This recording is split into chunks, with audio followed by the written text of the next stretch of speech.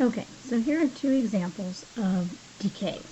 Alright, and it's called decay because if you'll notice, the atoms or the particles are coming out in the end. So that's why it's called a decay.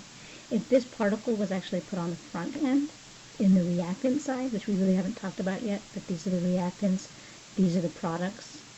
If it was put over on this side, it would be called bombardment, or I'm actually going blank at the moment, but for right now we're not going to worry about that. We're only going to worry about decay. Notice this is alpha decay because the alpha particle is coming out, and this is beta decay because the beta particle is coming out. So with that being said, what you start with, you must end with. We've always talked about this. It's conservation of mass and matter. And in this case, aside from energy being produced, which is a huge thing, the top numbers should be the same and the bottom numbers should be the same.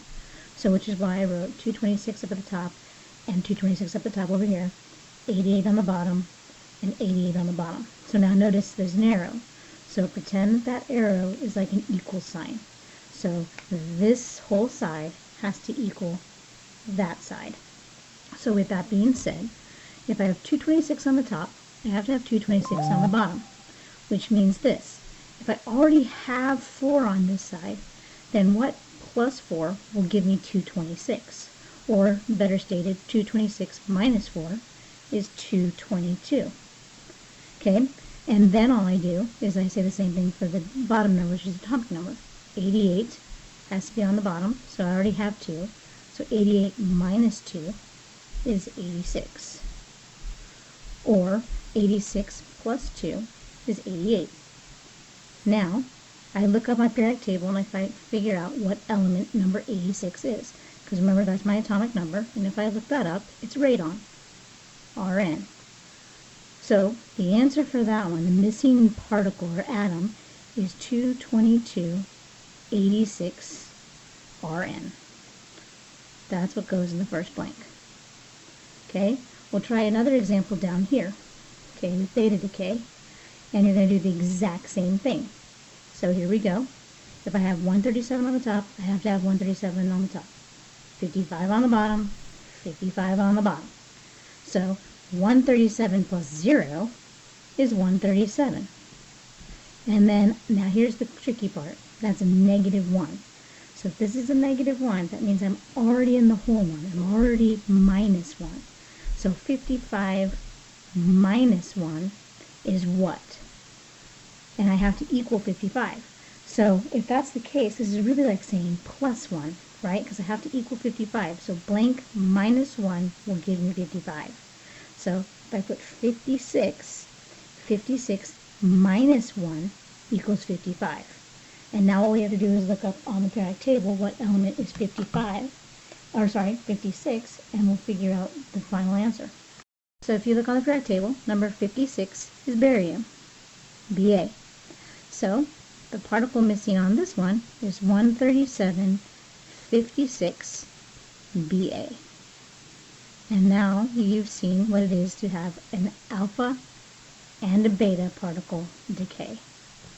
The only difference between the next one is our gamma, and as we all know, gamma is the worst of all, and it really does no difference.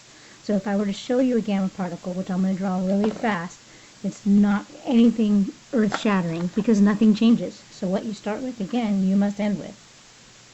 So in this example of a gamma emission or decay, it means the same thing. It's being emitted or given off. Notice that a gamma decay, which I didn't show you, or a ray, written almost like a dead fish, if you will, is going to have 0 mass and 0 charge, which means the only thing that it's being given off is energy, pure energy. So notice, if this side is 113, that means that this side has to be 113. And if the bottom is at 47, then that means this bottom has to be 47.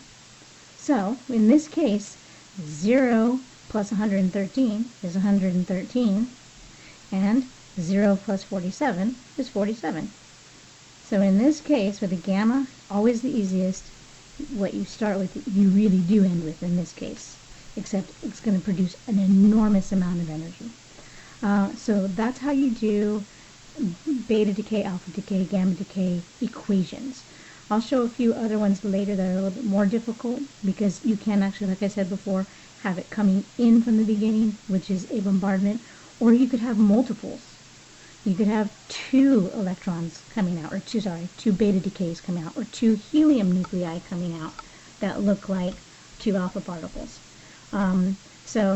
And multiples of that. There are way more involved equations than we could be talking about. But right now, all I'm going to show you are these. And if you have questions, let me know. Okay? Talk to you guys later.